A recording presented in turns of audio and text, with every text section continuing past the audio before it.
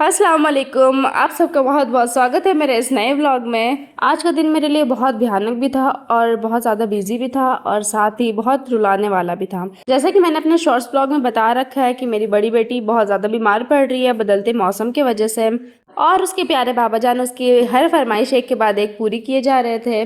और यहाँ वो लेकर आए थे आइस केक जिस पर लिखा हुआ था जुनैशु, बहुत प्यारा सा, और वो देखकर बहुत खुश भी हो गई थी। मेरी जुनैशा का इम्यूनिटी बहुत वीक है, बहुत ज़्यादा वीक है। वो कुछ भी हेल्दी खाती नहीं है और मौसम चेंज होते ही उसकी बॉडी में बहुत इफेक्ट पड़ता है। और जैसा कि जमशेदपुर के मौसम का हाल हो रखा है, आप सबको तो पता ही होगा जो जमशेदपुर से है, ये मौसम बच्चों को बहुत इफेक्ट करता है। और बस वही मेरी जुनाशा के साथ हुआ। खैर माशाल्लाह वो शाम को उठकर बहुत अच्छे से खेल कूद रही थी, अच्छे से अपनी बहन के साथ उसने खेला, खाया, पिया, थोड़ा हंस बोल रही थी। एक माँ के लिए सबसे मुश्किल वक्त होता है अपने बच्चों को तकलीफ में देखना, उसे बीमार देखना, लेकिन घर की जिम्मेदारियां भी साथ साथ चलती रहती। साथ ही तौसीफ भी काफी ज्यादा परेशान थे जुनैशा के लिए कि बस किसी भी तरह वो ठीक हो जाए, पर हमें कहाँ पता था कि इतना ही हमारे लिए भी बस नहीं हुआ है। अगली सुबह एक नई मुसीबत हमारे लिए इंतजार कर रही है और वो इतनी भयानक होगी कि हम सब रो पड़े थे।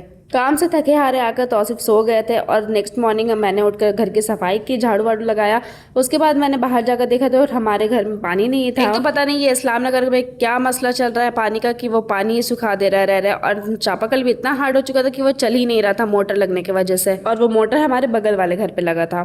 तो मैंने सारा अपना बोरे बिस्तर समेट कर अम्मी के घर आ गई और आते ही मैंने धोबी घाट खोल दिया, यानी मैंने मशीन लगा दिया था कपड़े धुलने के लिए। और जैसे हम घर के लिए निकल रहे थे तो मुझे पता चला कि जुनैशा चल ही नहीं पा रही है।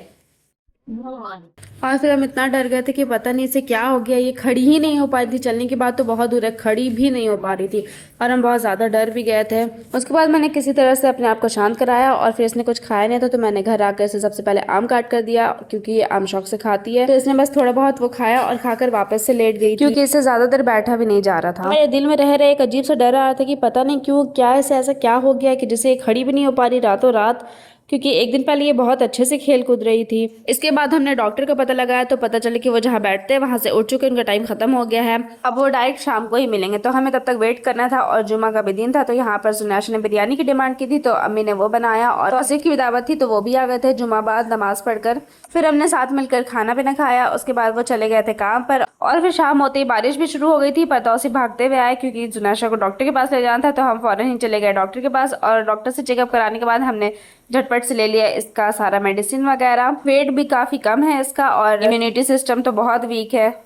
और फिर डॉक्टर के पास आने के बाद जुनैशा का मूड थोड़ा ठीक था, पता नहीं क्यों। उसके बाद वो थोड़ा सा खेली थी और खेल कर फिर उसने खाना पीना खाया, खाना खाकर उसने दवाई खाया और हंसते खेलते टाइम इतना ज़्यादा हो गया था। और दवाई देने के बाद मैंने दोनों बच्चों को सुला दिया और ये मेरी मैशू यहाँ पे इसको नींद ही नहीं आ रहा था, पता नहीं क्यों। उसके बाद मैंने अम्मी को लगाया था मेहंदी, और अगर मेरी मेहंदी प्यारी लगी तो मुझे कमेंट में ज़रूर बताना, और अगर ख़राब भी लगी तो मुझे तो भी बता कर जाना। और मेरी बच्ची के लिए भी काफ़ी सारी दुआ करना प्लीज़ प्लीज़ प्लीज़। और अगर मेरे चैनल पर नए हो तो प्लीज़ सब्सक्राइब करना। Thanks for watching. अल्लाह हाफिज़।